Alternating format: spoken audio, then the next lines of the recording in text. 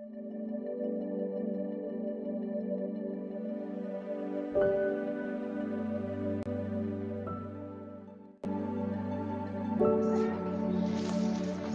کی کتاب اور اس کا 3 باب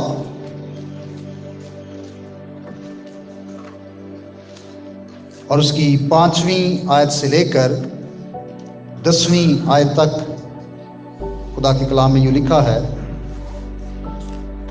تب نینوا کے باشندوں نے خدا پر ایمان لا کر روزہ کی منادی کی، اور ادنا و اعلیٰ سب نے ٹاٹ اوڑا۔ اور یہ خبر نینوا کے بادشاہ کو پہنچی، اور وہ اپنے تخت پر سے اٹھا اور بادشاہی لباس کو اتار ڈالا اور ٹاٹ اوڑ کر راکھ پر بیٹھ گیا۔ اور بادشاہ اور اس کے ارکان دولت کے فرمان سے نینوا میں یہ اعلان کیا گیا اور اس بات کی منادی ہوئی کہ کوئی انسان یا حیوان، غلہ یا رما کچھ نہ چکھے اور نہ کھائے پیے، لیکن انسان اور حیوان ٹاٹ سے ملبس ہوں اور خدا کے حضور گریہ‌وزاری کریں، بلکہ ہر شخص اپنی بری روش اور اپنے ہاتھ کے ظلم سے باز آئے۔ شاید خدا رحم کرے اور اپنا ارادہ بدلے اور اپنے قہر شدید سے باز آئے اور ہم ہلاک نہ ہوں۔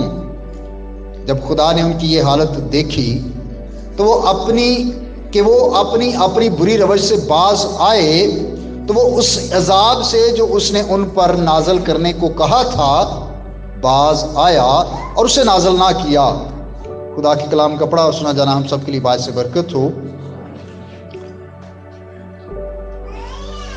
ہم سب یونا نبی کے اس سارے بڑے واقعہ سے واقف ہیں، اور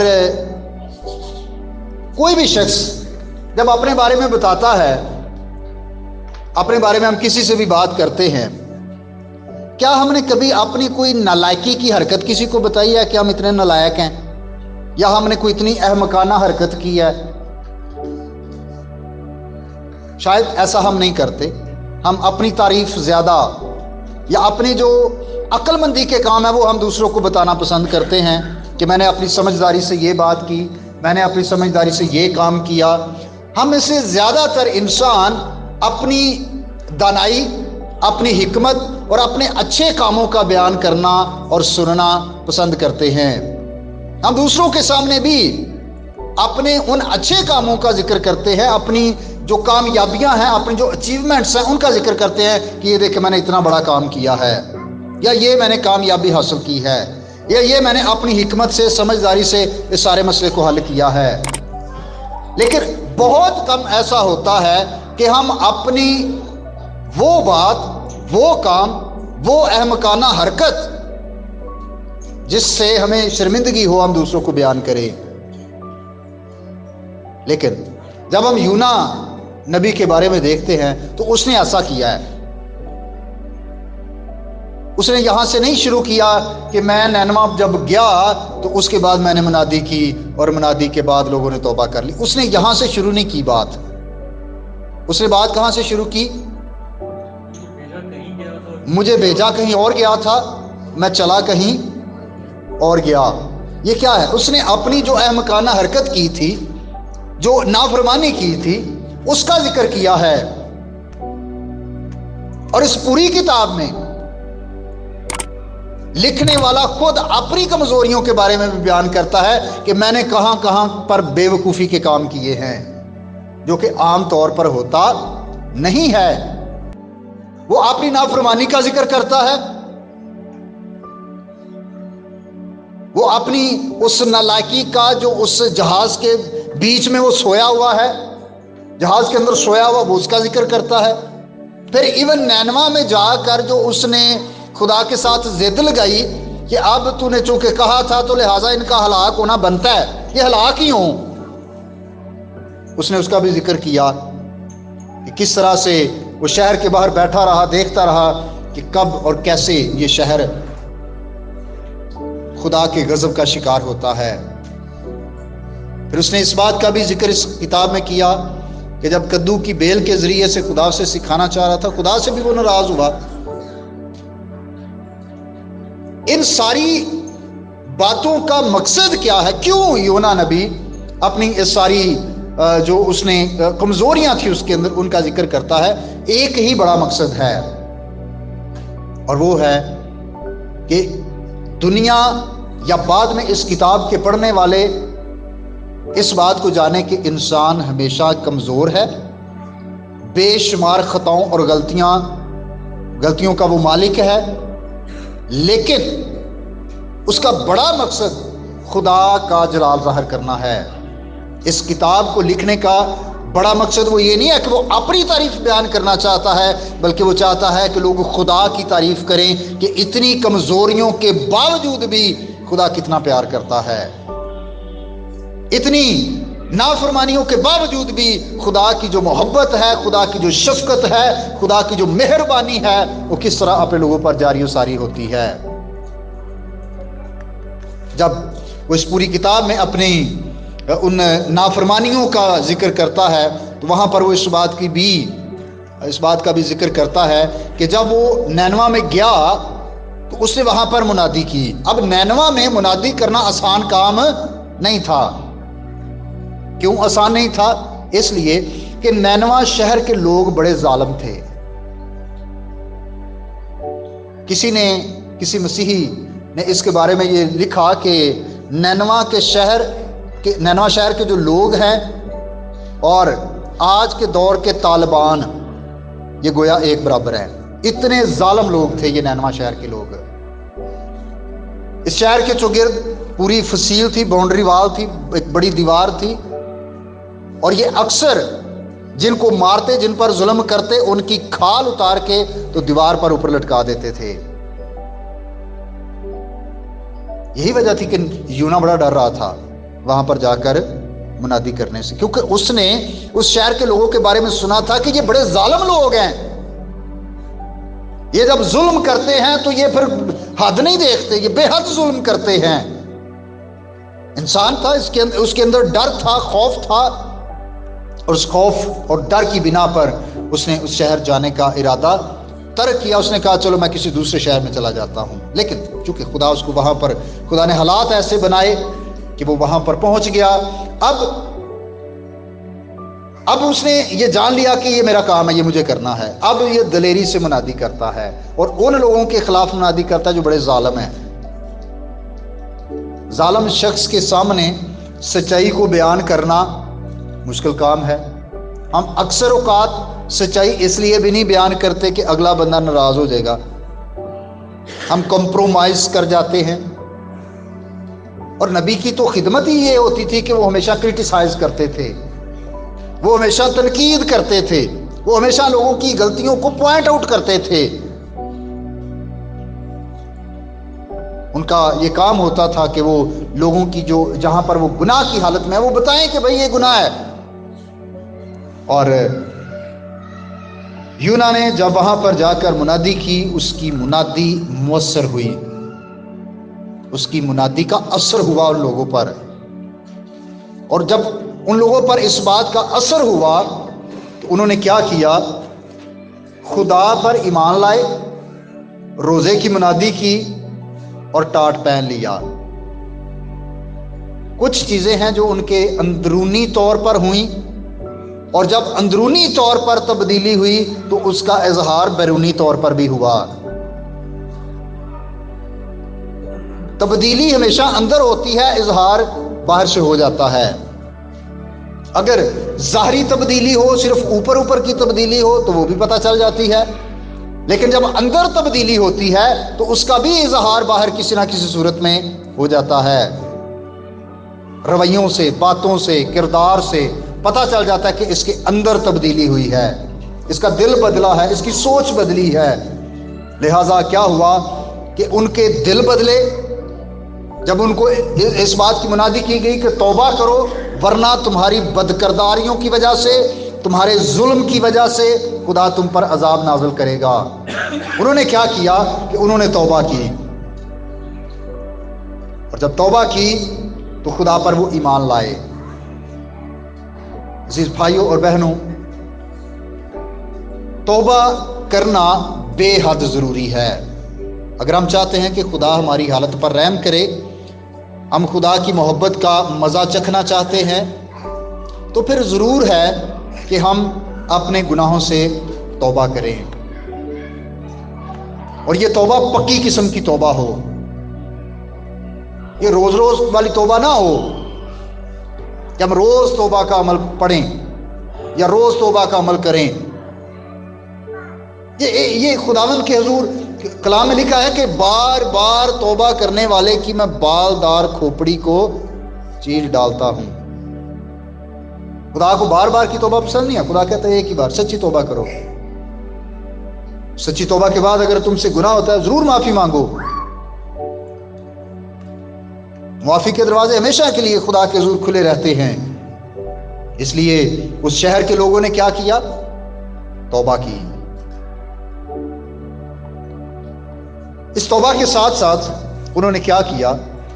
ایون بادشاہ تک بھی جب یہ بات پہنچی کہ ایسی ایسی بات ہے، تو اس نے بھی اپنے سارے غرور کو، اپنے سارے رتبے کو، اپنی ساری اس شان و شوکت کو، اس اچھی خوبصورت شاہانہ پوشاک کو اتارا، ٹاٹ اوڑا، راکھ پر بیٹھ گیا، عاجزی اختیار کی۔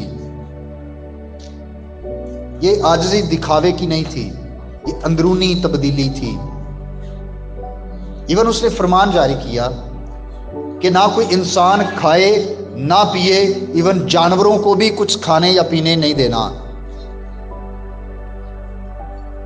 اور یہی ایک حقیقی روزہ ہے۔ ان دنوں میں کئی دفعہ یہ سوال ہوتا ہے، اور ریسنٹلی ہمارا بیٹا سمیر جو دبئی میں ہے، اس سے میری بات ہو رہی تھی۔ اس نے کہا کہ یہاں پر کچھ ایسے لوگ ہیں جو سوچتے ہیں کہ نہیں، ہم ایسا روزہ رکھ سکتے ہیں کہ ہم پانی پی لیں یا کچھ اور جو سافٹ ڈرنک ہے وہ ہم لے لیں، تو چلے روٹی ہم نہ کھائیں۔ تو اس نے کہا کہ یہاں پر کچھ لوگوں کی سوچ ابھی ایسی ہے۔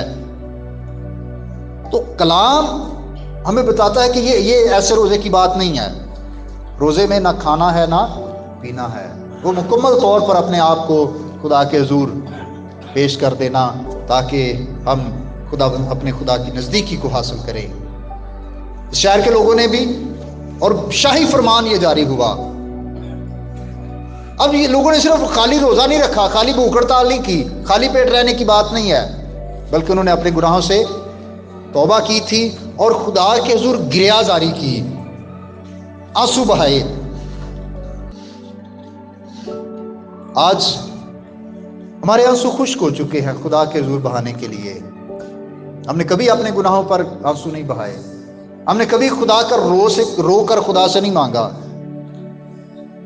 ابھی بھائی نے لیڈ کرتے ہوئے چند ایک مثالیں آپ کو دی، حزقیاہ کی مثال دی، اس نے رو کر خدا سے مانگا، خدا نے اس کو دیا۔ بنی اسرائیل قوم جب غلامی میں تھے، وہ روئے خدا کے حضور، اور خروج کی کتاب میں لکھا ہے کہ ان کا رونا، ان کا کراہنا خدا نے سنا، اور خدا نے موسیٰ کو تیار کیا کہ وہ ان کو غلامی سے نکالے۔ آپ حنا کی مثال سے بھی واقف ہیں، وہ روئی خدا کے حضور، اور رو کر اس نے کہا خداوند میری اولاد نہیں ہے، اور اس کے سبب سے مجھے بہت زیادہ جذباتی تشدد کا نشانہ بنایا جاتا ہے۔ جذباتی ایموشنل جو تشدد ہے، کس کی طرف سے تھا؟ اس کی سوکن کی طرف سے، ہے نا۔ وہ ایک ہی شخص کی دو بیویاں تھیں، دوسری بیوی کی اولاد تھی، اس کی اولاد۔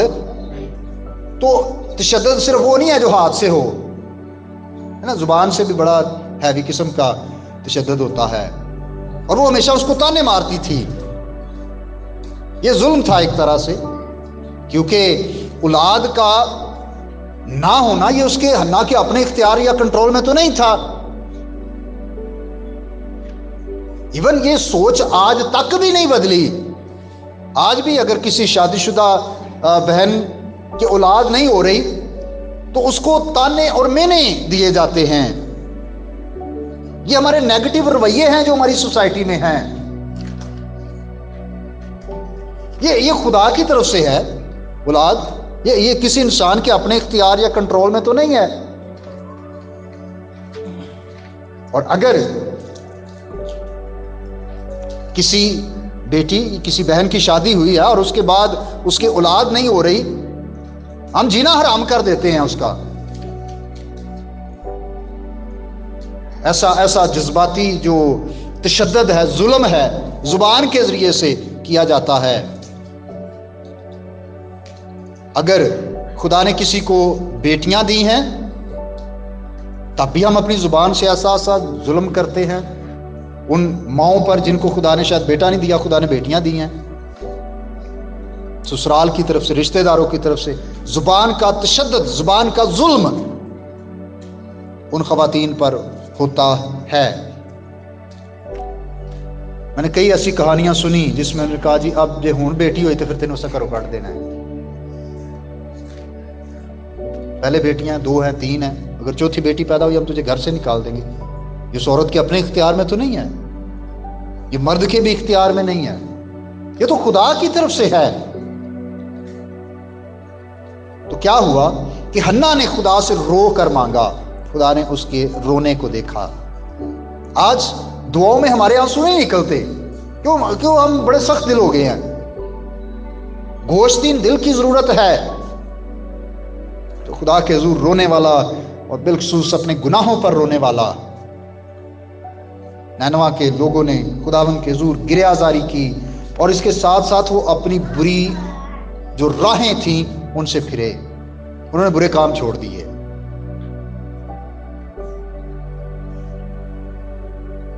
میں نے پچھلے دنوں بھی کہا کہ روزہ ایک ایسی بہترین عبادت ہے جس میں ہر انسان کوشش کرتا ہے کہ وہ گناہ اور بدی سے دور رہے. لیکن یہ تبدیلی وقتی اور عارضی نہیں ہونی چاہیے کہ جس دن روزہ ہے اس دن تے نہیں، اگلے دن وچ روزے دے بریک کیتی تے پھر جڑے 2 دنوں دے کٹھے برے کام نے نا پورا کر لیا صاحب. یہ تبدیلی سیزن کی نہیں ہونی چاہیے، ہے نا. پچھلے دنوں مجھے یہاں پر یہ جو سنجوال کا نیا روڈ ہے ادھر جانے کا اتفاق ہوا. ہم نے بڑے بڑے نا کالے کوے دیکھے جو عام طور پر یہاں پر نہیں ہوتے، یہ مری یا جو ٹھنڈے علاقے ہیں وہاں پر. تو ہم بات کر رہے تھے کہ یہ فصلی یا سیزن کے ہے، برف پڑی ہے مری یا ایوبیا والی سائڈ پہ پہاڑوں پر، تو یہ سارے جو ہے پرندے کیا ہوا ہے کوے ادھر آ گیا. جیسے ہی سردی کم ہوگی یہ واپس چلے جائیں گے. ایسا ہی ہے نا پرندوں کی بھی بات ہے. سائبیرین جو برڈز ہیں وہ بھی سردیوں میں گرم علاقوں کی طرف آ جاتے ہیں، جب موسم ٹھیک ہوتا ہے پھر واپس ادھر ہی. بہت سارے لوگ بالکل اسی طرح کرتے ہیں،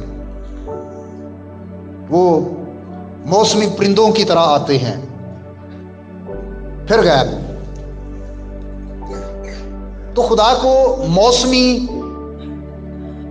تبدیلی پسند نہیں ہے کہ ایک موسم کے لیے، ایک سیزن کے لیے، 1-1.5 مہینے کے لیے ہم تبدیل ہو جائیں اس کے بعد پھر وہی نہیں. خدا چاہتا ہے مستقل بنیادوں پر ہم اپنی روشوں کو، بری روشوں کو چھوڑیں اور خداوند اپنے خدا کی طرف رجوع لائیں.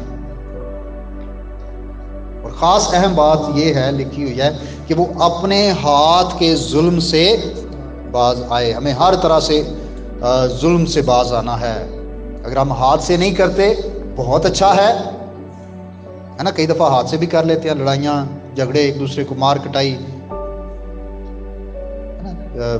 بہت سارے مسیحی ایسے کام کرتے ہیں، تشدد کرنا، اور باہر نہیں تو گھر میں کرنا. ہر طرح کے ظلم سے، چاہے وہ ہاتھ سے ہے چاہے وہ ہمارے لفظوں سے ہے، ہمیں ظلم سے باز آنا ہے. بہت سارے مسیحی شوہر اپنی بیویوں پر ہاتھ اٹھاتے ہیں،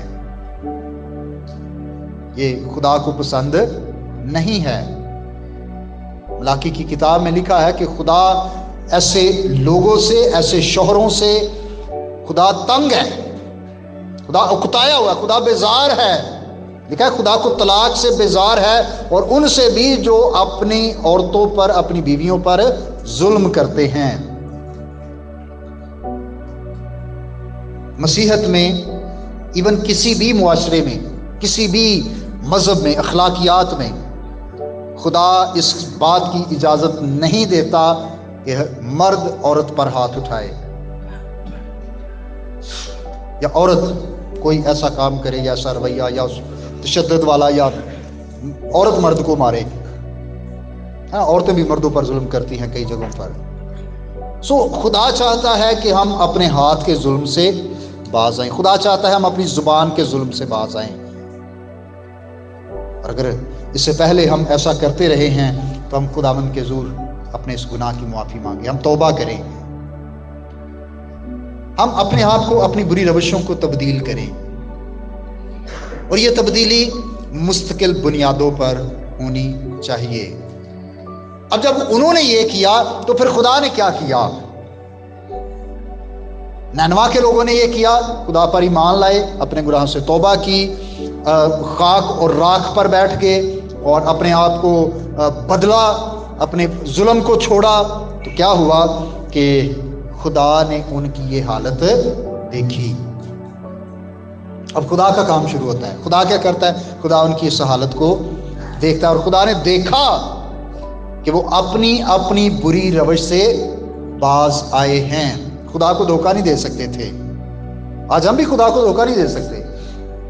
ہم جتنے مرضی سمارٹ ہوں, جتنے مرضی تیز ہوں, جتنی مرضی ہمیں باتیں بنانا آتا ہوں, ہم خدا کو دھوکہ نہیں دے سکتے. اور خدا نے دیکھا کہ اب نینوا کے لوگوں نے اپنی حالت کو بدل لیا ہے. اور جب خدا نے دیکھا تو خدا نے اس عذاب کو نازل کرنے کا ارادہ کینسل کر دیا. خدا نے اپنے ارادے کو بدل لیا. لا تبدیل خدا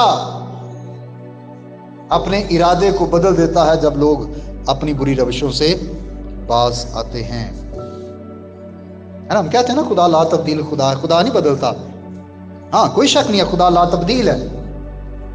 لیکن جب گناہ گار توبہ کرتا ہے, اپنی بری روشوں سے باز آتا ہے, تو خدا اپنے ارادے کو اس کی زندگی کے لیے بدل دیتا. خدا اس پر مہربان ہو جاتا ہے.